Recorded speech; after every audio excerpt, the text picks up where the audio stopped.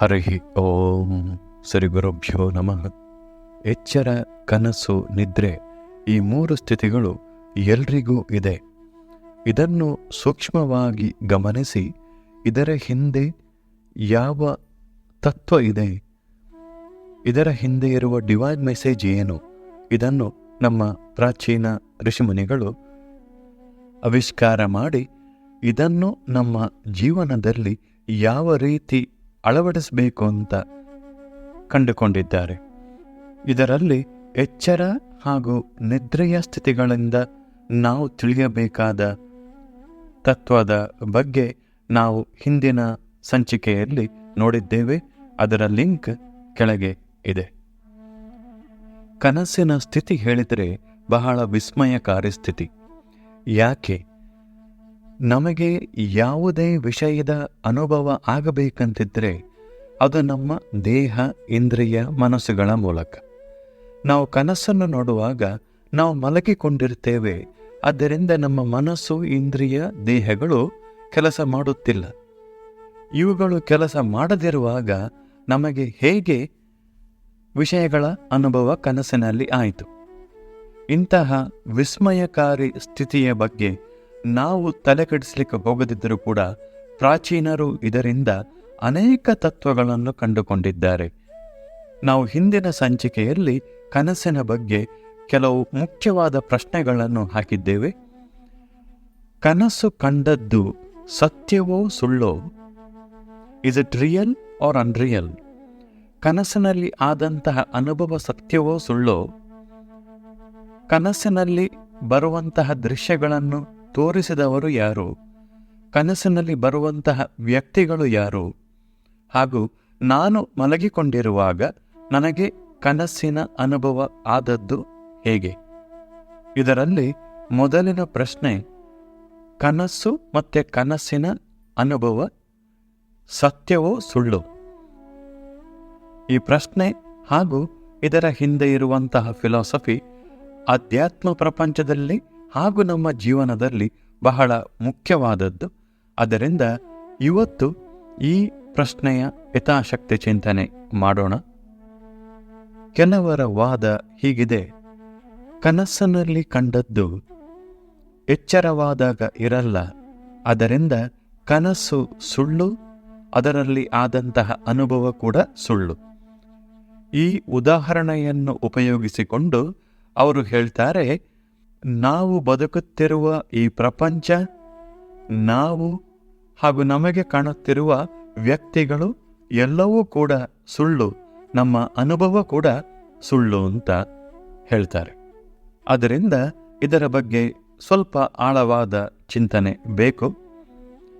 ಒಂದು ವೇಳೆ ಕನಸು ಕಂಡದ್ದು ಸುಳ್ಳು ಅಂತ ಹೇಳಿದರೆ ಇದರ ಅರ್ಥ, ಯಾರಾದರೂ ಬಂದು ನನಗೆ ನಿನ್ನೆ ರಾತ್ರಿ ಕನಸು ಬಿತ್ತು ಅಂತ ಹೇಳಿದರೆ ಅವನು ಸುಳ್ಳು ಹೇಳ್ತಾ ಇದ್ದಾನೆ ಅಂತ ಹೇಳುವ ಅರ್ಥ.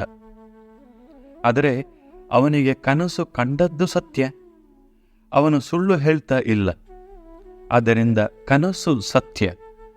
ಅದೇ ರೀತಿ ನಾವು ಕನಸನ್ನು ನೋಡುವಾಗ ನಮಗೆ ಬೇರೆ ಬೇರೆ ರೀತಿಯ ಅನುಭವಗಳು ಆಗುತ್ತದೆ. ಕಳ್ಳರು ನಮ್ಮನ್ನು ಓಡಿಸಿಕೊಂಡು ಬರುವ ಕನಸಿನಲ್ಲಿ ಭಯದ ಅನುಭವ, ನಮಗೆ ಏನೋ ಒಂದು ರೋಗ ಬಂದು ಆಸ್ಪತ್ರೆಗೆ ಅಡ್ಮಿಟ್ ಆದಾಗ ನೋವಿನ ಅನುಭವ, ನಾವು ಸ್ಟಾಕ್ ಮಾರ್ಕೆಟಲ್ಲಿ 10 ಲಕ್ಷ ಹಾಕಿ ಅದು 1 ಕೋಟಿ ಆದ ಕನಸು ಬಿದ್ದು ಅದರಲ್ಲಿ ಸುಖದ ಅನುಭವ ಆಗಬಹುದು. ಕನಸು ನೋಡುತ್ತಿರುವಾಗ ನಮಗೆ ಈ ಎಲ್ಲ ಅನುಭವಗಳು ನಿಜವಾಗಿ ಸತ್ಯವಾಗಿಯೇ ಆಗಿದೆ. ಎಚ್ಚರವಾದ ಬಳಿಕ ಅದು ಕನಸು ಅಂತ ಹೇಳಿ ತಿಳಿದು ನಂತರ ನಮಗೆ ಅನುಭವಗಳು ಇಲ್ಲ. ಆದರೆ ಕನಸು ನೋಡುತ್ತಿರುವಾಗ ನಮಗೆ ನೋವಿನ, ಭಯದ, ಸುಖ ದುಃಖಗಳ ಅನುಭವ ಆಗಿದೆ. ಆದ್ದರಿಂದ ಕನಸು ಸತ್ಯ, ಕನಸಿನಲ್ಲಿ ಆದ ಅನುಭವಗಳು ಕೂಡ ಸತ್ಯ. ಆದ್ದರಿಂದ ಈ ಪ್ರಪಂಚ ಹಾಗೂ ಪ್ರಪಂಚದಲ್ಲಿ ಇರುವ ವಸ್ತುಗಳು, ವ್ಯಕ್ತಿಗಳು, ಈ ಪ್ರಪಂಚದಲ್ಲಿ ನಮಗೆ ಆಗುವಂತಹ ಸುಖ ದುಃಖಗಳ ಅನುಭವ ಎಲ್ಲವೂ ಕೂಡ ಸತ್ಯ. ಕನಸು ಪೂರ್ಣ ಸತ್ಯ ಅಂತ ಹೇಳಲಿಕ್ಕೆ ನಮ್ಮ ಅನುಭವ ಒಪ್ಪಲ್ಲ. ಯಾಕೆ ಹೇಳಿದರೆ, ಕನಸಿನಲ್ಲಿ ಕಂಡದ್ದು ನಾವು ಎಚ್ಚರ ಆದಾಗ ಯಾವುದೂ ಕೂಡ ಇರಲ್ಲ. ಅದರಿಂದ ನಮ್ಮ ಅನುಭವ ಹೇಳ್ತದೆ ಕನಸು ಸುಳ್ಳು ಅಂತ. ಹಾಗಾದರೆ ಕನಸಿನಲ್ಲಿ ನಮಗೆ ಒಂದು ಭ್ರಮೆ ಇದೆ, ಒಂದು ಸುಳ್ಳಿದೆ. ಅದು ಯಾವುದು? ನಾವು ಕನಸನ್ನು ನೋಡುತ್ತಿರುವಾಗ ಕನಸಿನಲ್ಲಿ ಆಗುವಂತಹ ಘಟನೆಗಳು ನಮ್ಮ ಎಚ್ಚರದ ನಿಜ ಜೀವನದಲ್ಲಿ ಆಗ್ತಾ ಇದೆ ಅಂತ ಹೇಳುವ ಒಂದು ಭ್ರಮೆ ಇದೆ. ಇದನ್ನು ಎಚ್ಚರದ ಭ್ರಮೆ ಅಂತ ಹೇಳ್ಬೋದು. ಆದ್ದರಿಂದ ಕನಸಿನಲ್ಲಿ ಕಾಣುವಂತಹ ದೃಶ್ಯಗಳು ನಿಜ ಜೀವನದಲ್ಲಿ ಆಗ್ತಾ ಇಲ್ಲ. ಇದನ್ನು ನಿಜ ಜೀವನದಲ್ಲಿ ಆಗ್ತಾ ಇದೆ ಅಂತ ಹೇಳಿ ತಿಳಿದಿದ್ದರಿಂದ ನಮಗೆ ಸುಖ ದುಃಖಗಳ ಅನುಭವ ಕನಸಿನಲ್ಲಿ ಆಯಿತು. ಒಂದು ವೇಳೆ ನಾವು ಕನಸನ್ನು ನೋಡುತ್ತಿರುವಾಗ ಇದು ನನ್ನ ಕನಸಿನಲ್ಲಿ ಆಗ್ತಾ ಇದೆ ಹೊರತು ನನ್ನ ನಿಜ ಜೀವನದಲ್ಲಿ ಆಗ್ತಾ ಇಲ್ಲ ಅಂತ ಹೇಳುವ ಎಚ್ಚರ ಇದ್ದಿದ್ರೆ ನಮಗೆ ಸುಖ ದುಃಖಗಳ ಎಕ್ಸ್ಪೀರಿಯನ್ಸ್ ಆಗದೆ ಕೇವಲ ಒಂದು ಸಿನಿಮಾವನ್ನು ನೋಡುವಾಗ ಯಾವ ರೀತಿ ಮನರಂಜನೆಗಾಗಿ ನೋಡ್ತೇವೋ ಅದೇ ರೀತಿ ಆನಂದದ ಅನುಭವ ಇರ್ತಿತ್ತು. ಸರಿ, ಇದರ ಹಿಂದೆ ಇರುವ ಫಿಲಾಸಫಿ ಏನು? ನಮಗೆ ಕನಸಿನಲ್ಲಿ ಇದ್ದಂತಹ ಸಂಪತ್ತು, ಕ್ವಾಲಿಫಿಕೇಷನ್, ಪೊಸಿಷನ್, ಫ್ಯಾಮಿಲಿ ಎಲ್ಲವೂ ಕೂಡ ಎಚ್ಚರ ಆಗೋ ತನಕ ಮಾತ್ರ ಇತ್ತು. ಎಚ್ಚರ ಆದಾಗ ಅದು ಯಾವುದೂ ನಮ್ಮ ಬಳಿ ಇರಲಿಲ್ಲ. ನನಗೆ ಕನಸಿನಲ್ಲಿ ನಾನು ರೋಲ್ಸ್ ರಾಯ್ ಕಾರ್ ಇದ್ದು ಅದನ್ನು ನನ್ನ ಮನೆಯ ಹೊರಗಡೆ ಪಾರ್ಕ್ ಮಾಡಿದಂತೆ ಕಂಡಿರಬಹುದು. ಆ ಕಾರ್ ಇದೆ ಅಂತ ಹೇಳಿಕೊಂಡು ಎಚ್ಚರಾದ ಬಳಿಕ ಮನೆಯ ಹೊರಗಡೆ ನೋಡಿದರೆ ಆ ಕಾರ್ ಇರಲ್ಲ. ಆದರೆ ಕನಸನ್ನು ಕಾಣುತ್ತಿರುವಾಗ ನನ್ನ ಬಳಿ ಆ ಕಾರ್ ಇದೆ ಅಂತ ಹೇಳುವ ಆ ಓನರ್ಶಿಪ್ನ ಸುಖದ ಅನುಭವ ಇತ್ತು. ಇದು ಎಲ್ಲದಕ್ಕೂ ಕೂಡ ಕಾರಣ ನಮಗೆ ಕನಸಿನ ಬಗ್ಗೆ ಇದ್ದಂತಹ ಎಚ್ಚರದ ಭ್ರಮೆ. ಸರಿ, ಆದರೆ ಎಚ್ಚರದಲ್ಲಿ ನಮಗೆ ಕಾರು, ಬಂಗಲೆಗಳು, ಬ್ಯಾಂಕ್ ಬ್ಯಾಲೆನ್ಸ್, ಬಂಧು ಮಿತ್ರರು, ನಮ್ಮ ಪೊಸಿಷನ್ಸ್ ಎಲ್ಲವೂ ಇದೆ. ಇದು ಭ್ರಮೆ ಅಲ್ಲ. ಆದ್ದರಿಂದ ಕನಸಿನಿಂದ ನಾವು ಎಚ್ಚರದ ಸ್ಥಿತಿಯಲ್ಲಿ ಯಾವ ಪಾಠವನ್ನು ಕಲಿಬೇಕು?